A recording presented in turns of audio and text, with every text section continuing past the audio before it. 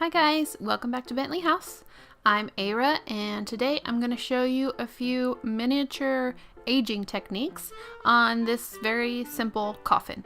And if you are coming over from the vampire miniature video, thanks for continuing to watch. But if not, if you're watching this video first, this is kind of a bonus video because I didn't want to make that video too long, but I will put in the description the original video, which has a vampire coffin chair and a vampire baby carriage. And I just decided to go ahead and make a coffin along with those, but I couldn't fit it all in that big long video. So this is like a bonus video, and I thought I could focus on a few aging techniques. So if you kind of want to see where it all started, go check out that video, link in the description. But if you're just interested in seeing a few aging techniques, just stay here and I will kind of walk you through some things that I do. So first I cut out all the pieces from mat board, and I use my Silhouette Cameo. But you can do this by hand. A coffin's pretty easy to get the shape down, so if you want to follow along with this, just kind of cut out your own coffin shape, get your own pieces cut out of mat board. And one thing I did was I scored the mat board to create what looks like divisions between the wood panels. And the way you do this is you just do a very shallow cut along the very top piece of the mat board, and you do that on either side of a line that you draw wherever you want those divisions to be, and then you just pull that very top layer of mat board off. And then, as you can see, you get cuts in the side of your mat board, and it makes it look like you have individual planks of wood.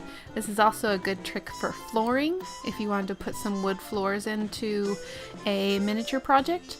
This way you don't have to cut a million different pieces of mat board to make a wood floor. You can just have one big board and then score it to make it look like they're individual pieces of wood.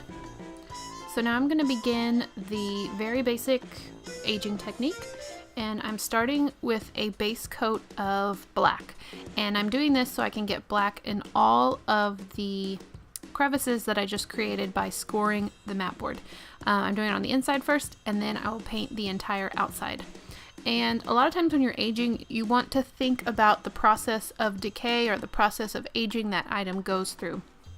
So if we have a wood coffin, if things are either seeping into the coffin or oozing out of the coffin, they're going to go through the cracks of the wood, and it's probably either going to create mold or rot or just other kinds of ickiness coming through the creases of the wood.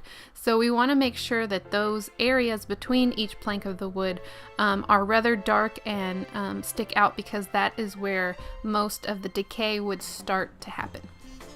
The next layer I'm doing is a layer of brown, and I'm dry brushing this on top of the black because I still want to see some of that black come through, and I also don't want to get the brown into the crevices that I just painted black. So it's not like a very thick, heavy coat of brown. It's just a very thin layer kind of brushed on top of the black.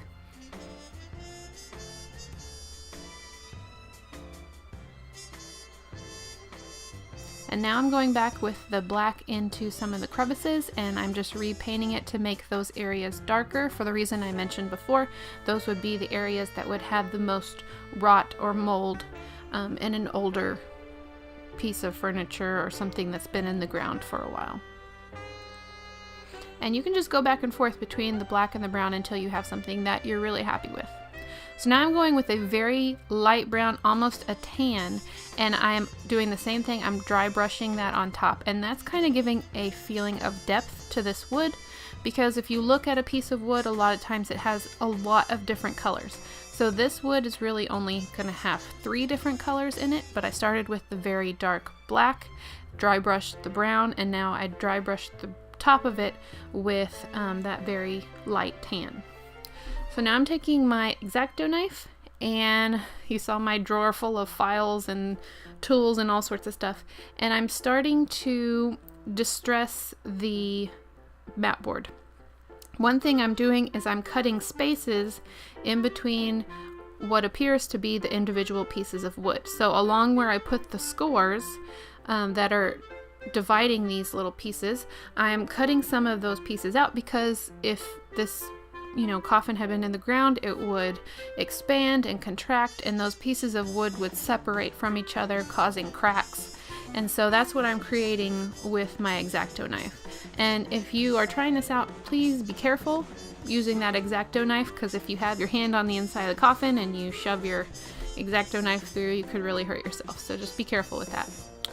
I'm also going back and I'm cutting in between some of the layers or the planks of wood, just to create spaces, as if that part of the coffin has rotted away in between the individual planks of wood. And every time that I break something or create a hole or create some kind of crack, I have to go back with my paint and cover up the edge, because it's going to reveal a white edge because I had white mat board. So I'm just being very conscious I can never say that word, conscious of where I'm putting what I'm breaking and how I'm covering that back up with paint, so that it looks like it's a solid piece of wood that's been broken and is starting to rot.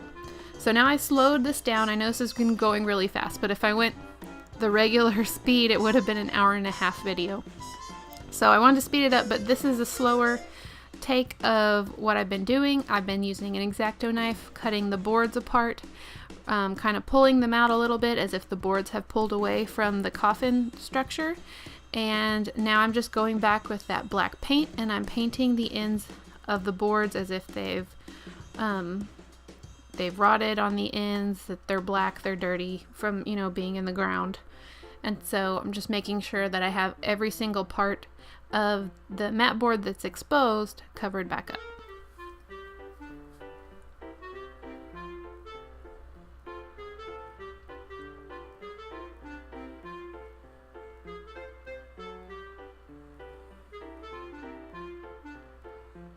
So now you can see a little bit better some of those cuts and breaks that I've made in the wood of the coffin. You can see some of the holes that go through. And I've just kind of, there's not really any rhyme or reason to how I've chosen these, except that there are along the seams between the wood. So you can put these anywhere.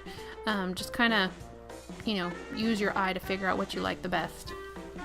So now I'm going to do the metal parts that hold together the coffin. And the first thing I'm going to do is do a layer of dark gray paint.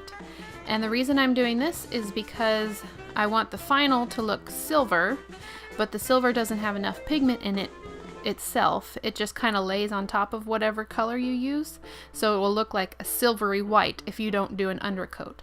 So I do an undercoat of the dark gray, and then I do that on both sides, and then I go back with the silver on top of the gray, and that gives it kind of an old iron look to it.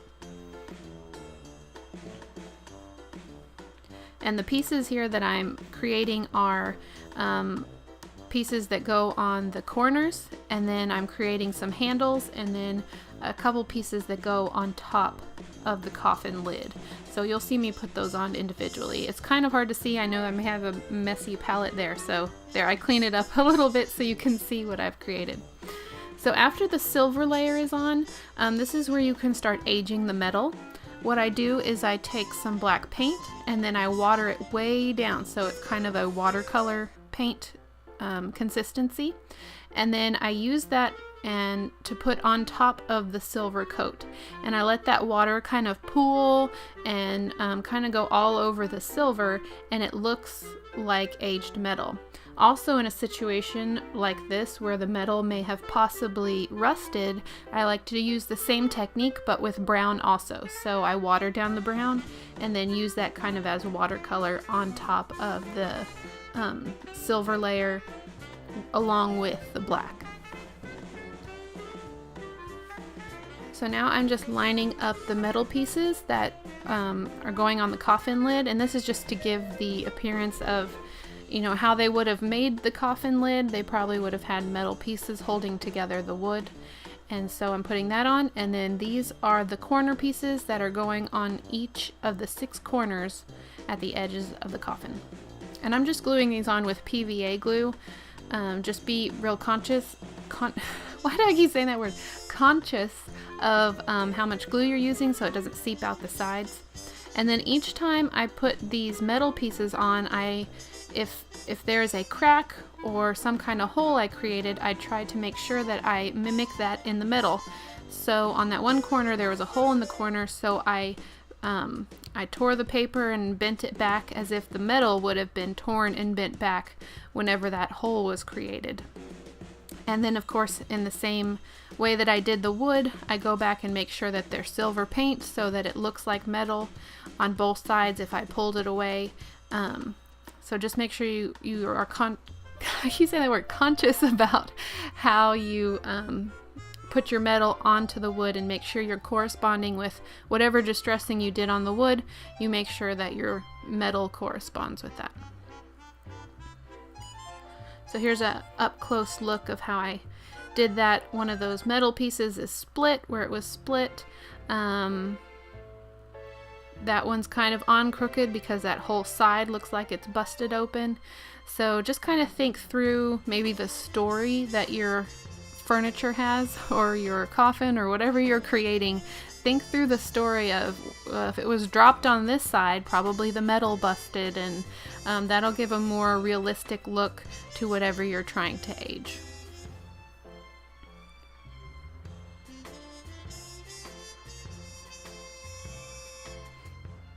So now I'm creating the handles to go on the side of the coffin, and these are not a necessity, but I just think it gives, anything that's kind of easy to do but gives that extra layer of detail, I think is really, why not? Just go for it.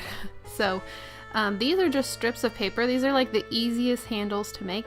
They're just long strips of paper, and then you paint them, and then you shape them into a handle shape, and you just I use tweezers to grab them, and I just stick them in the glue and then wipe it off a little bit and then stick them on the side of the coffin.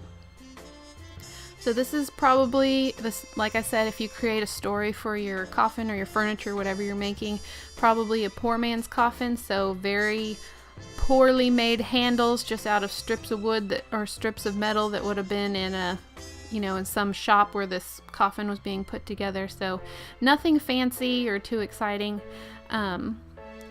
Okay, so now I'm doing the upholstery. So I don't have a video specifically on upholstery. I'm not like a master at it or anything, but this is a very simple way. You just get quilt batting, and you keep gluing it on there and cutting it out until you're happy with the thickness. So I have 2 layers of quilt batting thickness. And then I take whatever fabric is going to be my final upholstery layer, and I glue it very lightly because I don't want the glue to seep through the fabric, and then just glue the edges down. And this takes a little bit of finesse. As you do it more and more, you'll learn how to upholster. And like I said in my other video, if you want a quick upholstery tutorial, just leave a comment, let me know. I'm not, like I said, I'm not the greatest, but I kind of know how to get the job done just on simple things like this. So to age the upholstery inside this coffin, I wanted to have ripped fabric, and so the easiest way to do that, just take my X-Acto knife and go over it several places, make sure I use my fingernail to get the edges up, make it look ripped. And now I'm just using chalk pastel, and a brush. Make sure you use a brush that you don't care if it gets ruined, that you don't plan to use for painting, because chalk pastel will eat away at the brush. But yeah, just brush that on. I'm also brushing it onto the coffin itself to make it give that little bit of a earthy tone, an earthy, dirty, like it's been in the earth for a while and it's dusty. So that's the fun part. That's the fun part of aging, just, to add some colors. Like I added some orange, and anyway, that's the fun part. So yeah, this very last step, I'm just using a black pen to put little dots where the holes would have gone if there were actually nails holding these metal parts to the wood parts. And that's, like I said, another really easy step to add detail. It doesn't take a lot of time, doesn't take a lot of effort, but it's just that one little extra step that gives life to your miniatures. So here's the final piece. If you have any questions, or if you'd like to see more of these, or some different techniques, please leave a comment in the comment section below. I really love aging. It's like my passion. That's why I have an Addams Family dollhouse. It's like, you know, all their stuff is aged and dusty and old, and so it just goes right along with things that I love. So yeah, just leave a comment if you have any questions. I already said that. Yeah, this has been a long couple of videos to do voiceovers on, so sorry if it's been choppy or if I've been forgetting words. But anyway, I've been enjoying this, and I hope you guys have an awesome week. And yeah, bye.